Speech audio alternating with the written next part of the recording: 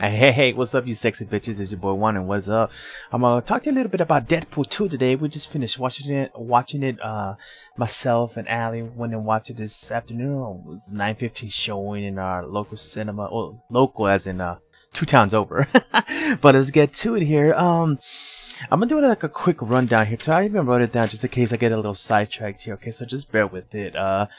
Of course, the movie starts out with, like the first one did, first Deadpool movie. Deadpool is trashing Wolverine for, trying to copy his style. I went rated R, so did Logan, and it was kind of making fun of that toy too. Kind of, it's a kind of figurine that impaled Logan at the end of Logan. This is like basically a spoiler off gate, And basically, in the beginning of the movie too, it shows how basically Deadpool is killing him, he's blowing himself up in his own apartment with barrels of gasoline while he's cooking some chimichangas in the microwave there, or the little mini stove or oven you want to call. And then he goes, basically, this is how it started. And it shows like 6 months before, or 6 weeks, I can't remember which. Deadpool is hired as an assassin. Basically, he's going out all over the world, killing folk in Asia, chopping heads off, doing the Deadpool thing, but he messes up when he tries to kill one of his contracts, and he hides in a panic room. So he kind of bails on the mission, and because he had to go, because he had to it was his anniversary, so he left. He goes back to his apartment. Vanessa and Deadpool or Wade exchange gifts, and he gives her a little token from the little arcade, I guess, when they went on their first day, when they played skee ball, gave him one of those tokens, and that plays a huge role later in the movie, by the way, too. And while they're still celebrating their anniversary, they get told about the assassins. Basically, I'm guessing from the guy he couldn't kill, who was stuck in got locked himself in a panic room. He sent his goons, and they have a nice shootout in his apartment, and unfortunately, the last guy he couldn't kill, that was still alive, got one bullet off, and it killed Vanessa. And that's basically how basically the core of this movie starts. It's not about, well, it basically is about revenge though, but at the end it's more about redemption. We'll get to that some more later. It shows little snippets too in the trailers. Deadpool's outside and he's running after someone in the rain. That's basically the assassin who killed Vanessa, that one fatal shot. So Deadpool, instead of killing him, he hugs him in the street, which I thought was kind of odd. What is this? Is some kind of Deadpool thing that's gonna slapstick that's gonna happen? And it did. He basically just holds him there until they get run over by a car, and he kills him. That's it here. And then in his self-loathing, he goes to the X-Mansion. I'm not sure. It says he's been there for a while. Colossus did, but I kind of did not catch that. He said he's been there for a couple of days, and he's trying to train. They're trying to train him as an X-Men trainee, and they keep pointing that out too. When Deadpool goes, "Oh, I'm an X-Men," and somebody has to correct them. Colossus or Negasonic Teenage Warhead, trainee. You're a trainee, but even the people, the news people, because I think I heard someone shout that out too. You're a trainee, but let's see here. Then as Deadpool is an X-Men trainee, they're training him basically, Negasonic and Colossus.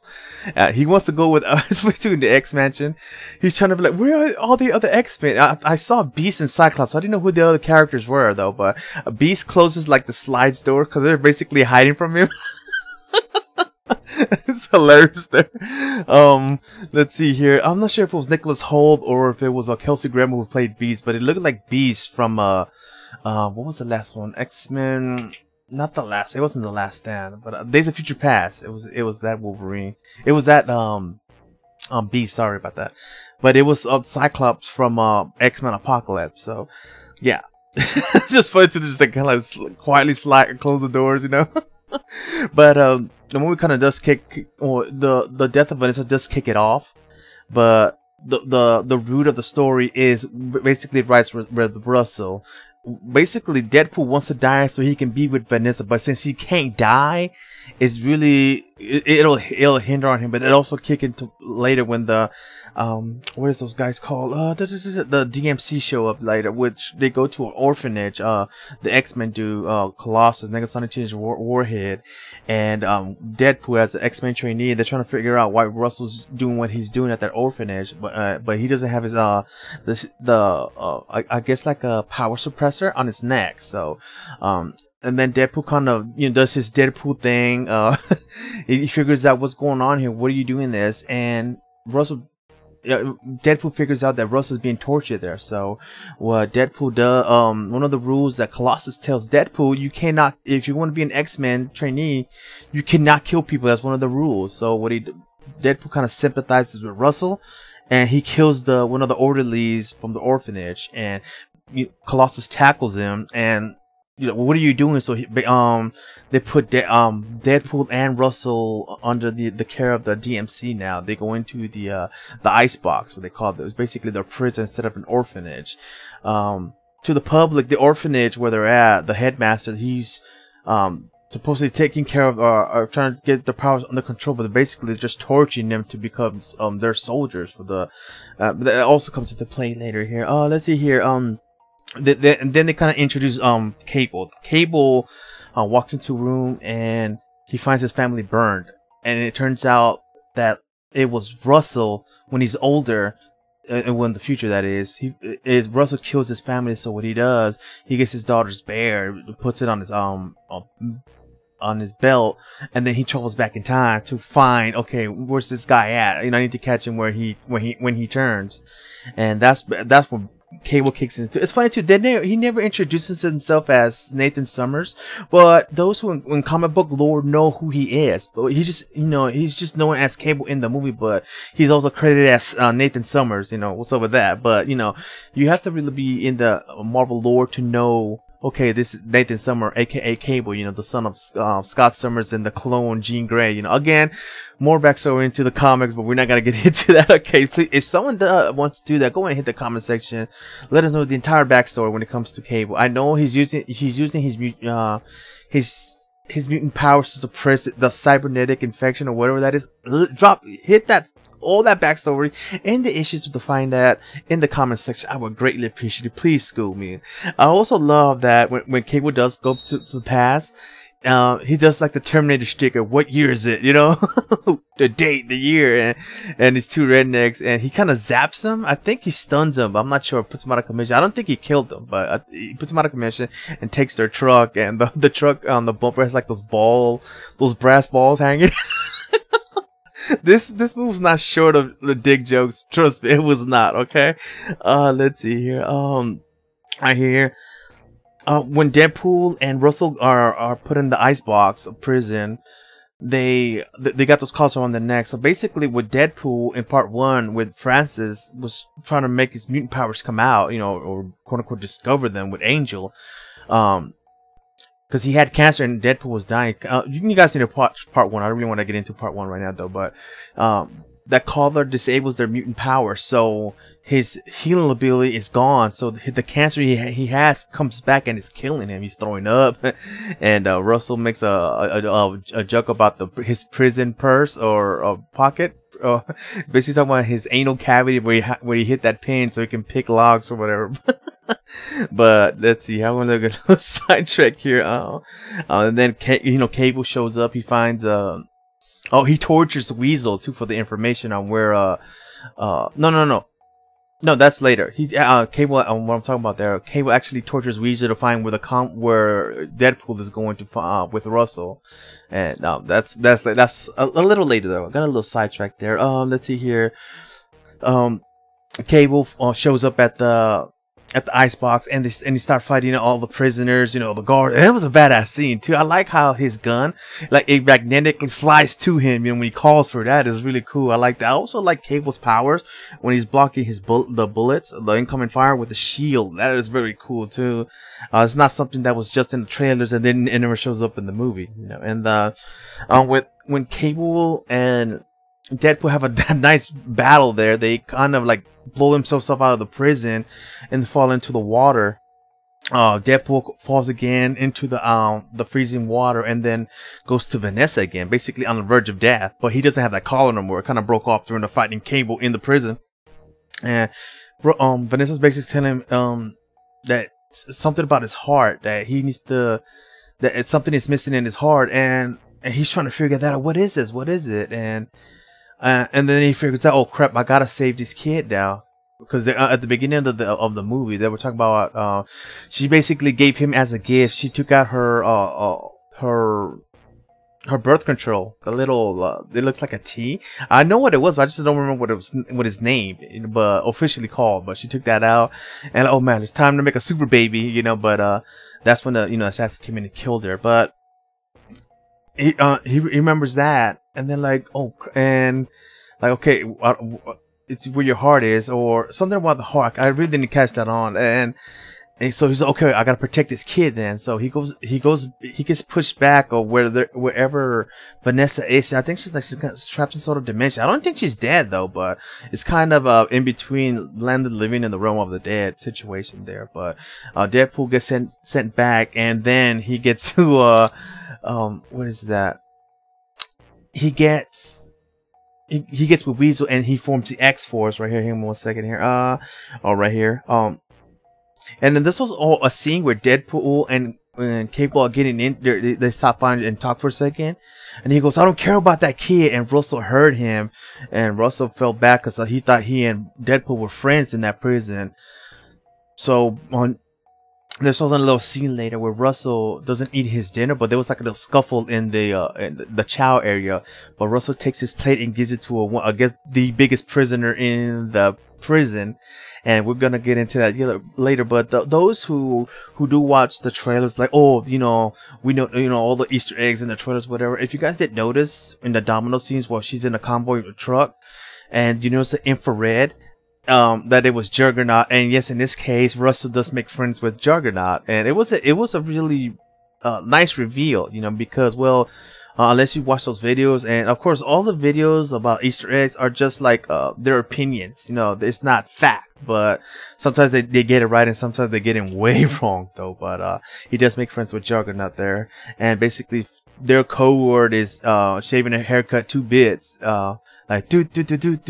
Boom, boom, and that's their code to know what they are, though. But Deadpool forms X-Force here. it's what I think the funniest part was when the Vanisher, who later is revealed to be a very big star, by the way. But let's see here. It was with the Vanisher. Like, is he here? Is he not here? Didn't he just show up? It's just funny because it was talking to no one there. But in this scene, a real quick note here too. On this scene when Deadpool is forming X-Force, Chris Evans was supposed to make a cameo. I'm not sure if they shot it or not, but Chris Evans was supposed to try to join X-Force as Human Torch from Fantastic Four. Yes, he did play him first, then he went to his more epic role in Captain America in MCU though. I'm not sure if they shot it or not, but there was a lot of talk that there was a scene like that, but it was not in the movie, just to let you guys know. It was not in the movie. A lot of scenes that were in the trailers too did not show up in the movie too. Like, there was one, I'm not sure if you guys saw the TV spot where Peter comes in and Deadpool asks him, "What's your superpower?" And Peter goes, "I have type 1 and type 2 diabetes." That was not in there. It's just basically, I saw the ad and I thought it'd show up, and you're hired. And Dope Pinder's in the background. He gets mad. He throws the box on the floor because he's been trying to help Deadpool for a while now, though. But let's see here. Deadpool and with Weasel's help form X-Force, Bedlam, Zeitgeist, Vanisher, Domino, Peter, and Shatterstar. It's interesting too because when they form, they're in the helicopter. Deadpool's giving the nice little hurrah hurrah speech, and then like, oh man, they're gonna kick so much ass, and they don't even make it out. They don't even get into the fight other than Domino. I'm gonna do again. If you're listening to this is got a spoiler review on chat, okay? And I gave you my little review at the end here, though. In X-Force, when they jump out the chopper, they do the little skydive thing. Bedlam, Zeitgeist, Vanisher, Peter, and Shatterstar all die. They all die. Oh, they didn't even have a chance to fight. Shatterstar, he dies by flying into some helicopter blades that was about to take off. Let's see here. Bedlam, he falls in head first on a city bus. Let's see here. Zeitgeist, he lands into like a wood chipper. And let's see, the Vanisher, he hits some power lines, and also when he's getting electrocuted, you can see his face, and it's Brad Pitt. I was like, oh look, even Ali, hey, that's Brad Pitt. Just, I'm sure everyone was like trying to laugh and go, what the elf is going on here? Want to kill them off. Let's see here. And Peter, he lands safely now, he does.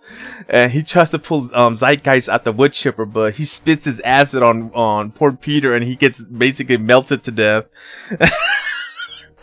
Again, Domino, again, her special powers is luck, Lady Luck, basically, and everything that it just goes right for her, other than the convoy's brake line busting. I think that's the only time that luck was not on her side there. But even the fight with Cable was really good. The shootout in the convoy, but during the scuffle, Russell uses his prison pocket or whatever and takes out the pin out of his asshole, and he picks the lock to the cell, and he also releases Juggernaut too. And let's see, after a nice little fight there, and when Juggernaut is released, he crushes the convoy. He basically does like a power down slam on the street, in the convoy just basically like almost like jackknives, and the whole freaking highway just breaks apart. And what is that? Deadpool's like, he's telling him, I'm your biggest fan, I love you, and he Juggernaut basically just literally rips him in half from the waist, and Domino comes back and takes him back to go heal. Which is, I think, was the funniest part of the movie, where Deadpool and the Blind Al are on the couch, and Deadpool asks Blind Al to massage his legs, and it turns out he he has like baby legs. I thought that was the biggest laugh in the theater. Just hilarious there. On Weasel, Dopinder, and Domino show up there too. He was like, I didn't realize I did not call you guys, and like, thanks for not showing up, for me not calling you. And Cable finds him, and Cable offers him like, look, I want to get this guy, but I need your help. You know, because of course he witnessed Juggernaut's strength there too, man. He goes, I'll give you 30 seconds just to make up Russell's mind, and then I'll kill him. And, and there's also like a basic instinct moment where Deadpool crosses his legs, but very slowly, and shows a little baby penis. It's just hilarious, man. And then he kind of gets up to it. Was I think it had the biggest laughs in the movie. Oh, okay. Let's see here. Let's move on here.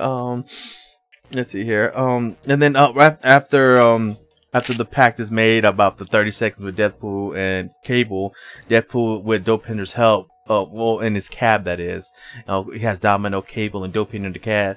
He goes to the X Mansion, and he asks for Colossus's help, and of course, he runs into Negasonic, Teenage Warhead, and Yukio on the balcony there, and they I don't know, it's like almost like playful banter between Yukio and Deadpool, but basically they show off gay at the beginning of the movie that Negasonic Teenage Warhead is, you know, her preference is women, so that's her girlfriend there. Let's see here. At that point, Russell and Juggernaut head back to the orphanage to kill the headmaster. It's just a rundown. There's a lot of nice jokes here and there, but I felt like sometimes the jokes were a little forced, and we kind of like were forced to joke with just the like, oh, that was funny, okay, let's get going kind of situation there too. I don't know, there were some, but overall I felt the first one was a lot funnier because it was unexpected, but the second one, they were expecting it wasn't as funny, or almost on an even level there too. There was a point where Deadpool and Cable and Domino go to fight Juggernaut, while Russell goes into the orphanage to go after the headmaster. Knowing that they can't handle Juggernaut, and Domino has a badass time in the orphanage with a nice fight against the orderlies there to save the orphans from the fire, from the Russell's fire. And that's just really good sequences too, just the way that how the bookcase kind of like falls on one of the orderlies' head while it's dangling off the bed. That was a nice ooh moment, you know. It was like, damn. Let's see here. And then Colossus, Negasonic, and Yukio show up to help out Deadpool. And it's funny too how when Juggernaut and Colossus were about to fight, Deadpool kind of he said something along the lines of, "Oh, here comes a CGI fight," and it was a CGI fight. It was just them. In the end credits, Juggernaut is credited as playing himself. It's just silly. Somebody had to voice him, right?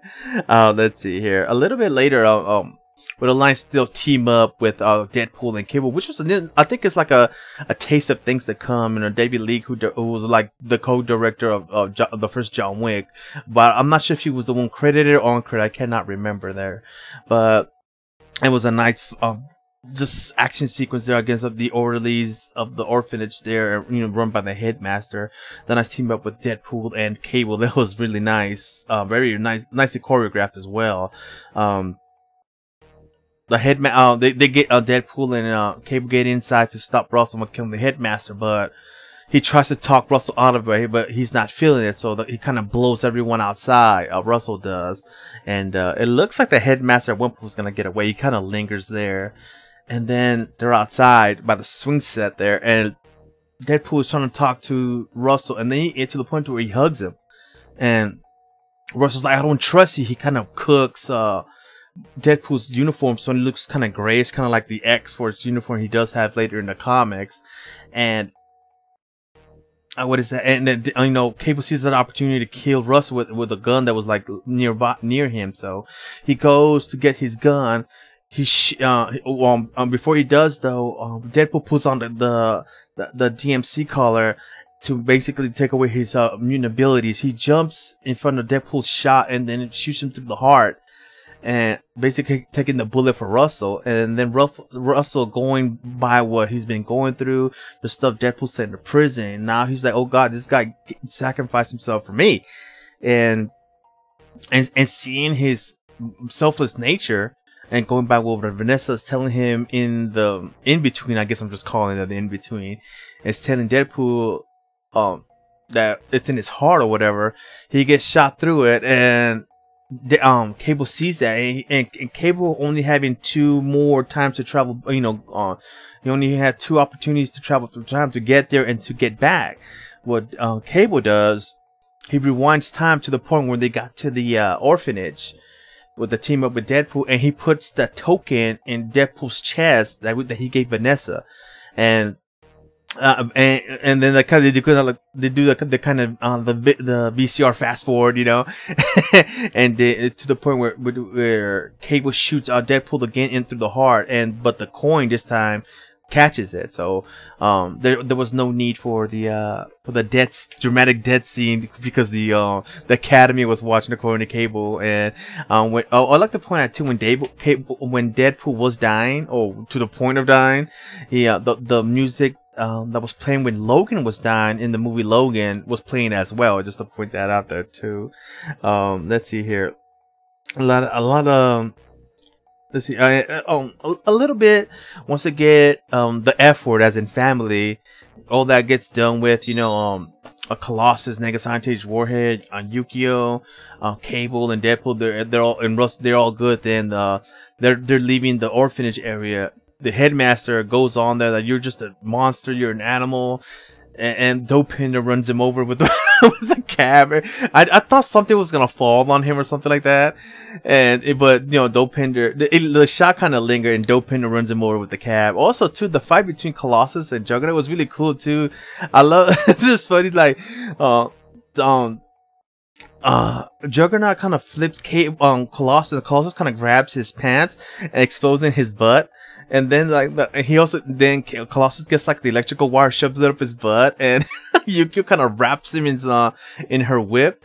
And then Negasonic Teenage Warhead kind of does her power towards him, and he gets electrified to hell, and he falls in the water, basically electrifying to death. But if you guys look closely when they're leaving, like you could see a Juggernaut kind of getting up from the pool. I even kind of pointed to, hey, look, he's getting up, and I thought we were gonna fight again, but no, I think they're gonna save him for Deadpool 3. But that's also depending what happens with the Fox Disney merger deal, which we're gonna find out soon enough in June. I think roughly in a month. Today is February 18. 3:22 a.m. at the moment. We will find out this time next month, around 1 month from now. We're gonna find out, okay, is it official or not? You know, the government still has to approve it. But I'm getting a little sidetracked again. But if you guys are wondering how many after credit scenes are there, it's basically one full piece. Okay, once I'm done mentioning this after credit scene, yeah, that's it. Go home. There's nothing else. Okay. In the after credit scene, Negasonic Teenage Warhead with Yukio, they're kind of fixing Cable's time unit, you know, that makes him be able to go back in time. And Negasonic kind of points out that it needs a lot of power to work. So she basically gave the power to the unit and gives it to Deadpool, and Deadpool goes back in time. And basically, these are the things he does. He kills Ryan Reynolds. Yes, I'm kind of air quoting here because he kills himself. It's just silly. He kills himself from taking the Green Lantern role. And Ryan Reynolds goes, "Night, I made it to the big time." And then Deadpool shoots Ryan Reynolds in the head. And he goes, "You're welcome, Canada." And he goes back to X-Men Origins Wolverine and kills, quote unquote, Deadpool. And he thanks Logan. He tells Logan, "You're welcome." And he can continue shooting Deadpool there. There's also one too with let's see. I think that was it, wasn't it? Yeah, that was it. The shot cut. It goes from Negasonic Teenage Warhead and Yukio helping him with the device, and then it goes to those the credits roll a little bit more, and then those scenes show up here too. I also want to discuss a little bit too about there was one scene where they even mentioned it in the movie, early in the movie, where Deadpool's like, "You should go back and kill baby Hitler" or something like that. That was something that was released also, that they scripted that and shot it, but to the point where I think it was the first time Fosco said, "No, you can't. We're not releasing that. We're not doing that. And more than likely, will be on the Blu-ray sets or what have you, or maybe a leak later though." But there was that. They shot Deadpool going back in time and killing baby Hitler, and to a point where he gets a marker and writes does a little Hitler mustache on a baby and kills him. I thought that was gonna be a little distasteful even for Deadpool standards. I mean, he has those standards, but I thought that was a little distasteful if it was left in the movie. But we just have to wait and see how it actually turned out there too. But overall, the movie was okay. It was on par with the first one. Although I thought some jokes were forced, some were just laugh out loud hilarious. The scene with Blind Al and the baby legs was absolutely awesome. I thought that was the best part of the movie, and bar none. The action was top notch too. Again, I thought X-Force was gonna be a big equalizer in the movie when it comes to like, okay, let's take out Cable kind of thing. But just the way they were dying, oh, like, man, they introduced these badass characters just to kill them off, or like the next scene. Yeah, it happens. Let's see here. The role of Vanessa really played a big role in this. Unlike the first one she did too. Like, I think it was like the third half of the movie in the first one where she gets kidnapped, and that's what. But in this one, in Deadpool 2, she lingers. You know, when Deadpool is to the point where he's about to die, or he wants to die, but he can't because of his mutant abilities. It's almost like that. I thought they were gonna make a spoof about Donnie Darko, that force field that could not let Deadpool go to Vanessa, was blocking her. You know, I thought it was gonna do something like that. It was something similar. If you guys have seen Donnie Darko, there's a part where Jake Gyllenhaal is kind of like bagging the force field, and he's trying to stab Frank the Bunny. Again, I could talk movies all day here. Okay. Another Deadpool was a good mashup. I think Josh Brolin did an awesome job with Cable. He was good for it. I don't know why Tim Miller was so against that, but if you guys don't know who Tim Miller is, he directed the first Deadpool. He and Ryan Reynolds got into disagreements on who should play Deadpool, and basically led to his departure. Hence why David Leigh directed this Deadpool 2. He did an awesome job, by the way. Awesome job. But it didn't lose no steam from the first one.